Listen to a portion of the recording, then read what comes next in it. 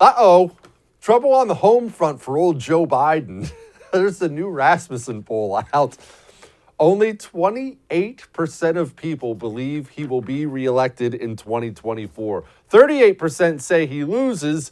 21%, this is the best, say he resigns before his term even ends. Man, that is not exactly a vote of confidence from the American public. So that's the good news. What's the bad news? What have I been telling you about 2022?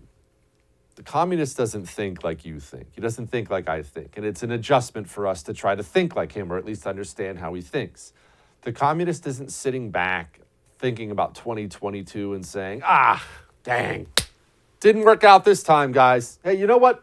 We'll get them next time. We're going to lose some seats, no big deal. He doesn't think in those terms.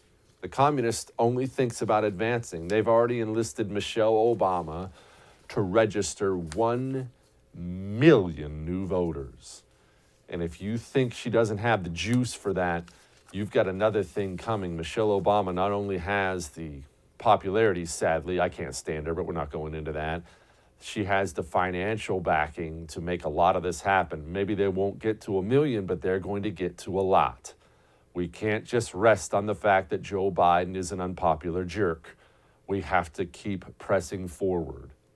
Maybe the best way to keep pressing forward is hammering Nancy Pelosi over and over and over again. Here's a video of Nancy Pelosi and her new eyebrows. What the Republicans are doing across the country is really a legislative continuation of what they did on January 6th, which is to undermine our democracy, to undermine the integrity of our elections, to undermine the voting power, which is the essence of a democracy. We're not a democracy, by the way. We're a republic. What are you doing? Forget about that. It is funny, though, how it's undermining democracy. Questioning an election is undermining democracy. Didn't you hear? I wonder if Nancy Pelosi has the same thing to say to Nancy Pelosi.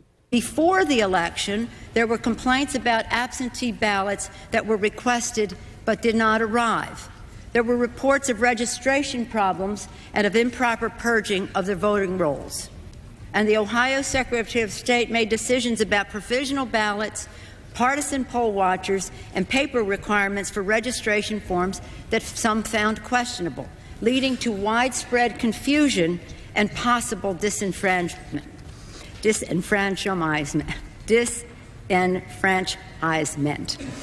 During the election, we know that there were not enough voting machines in poor and minority.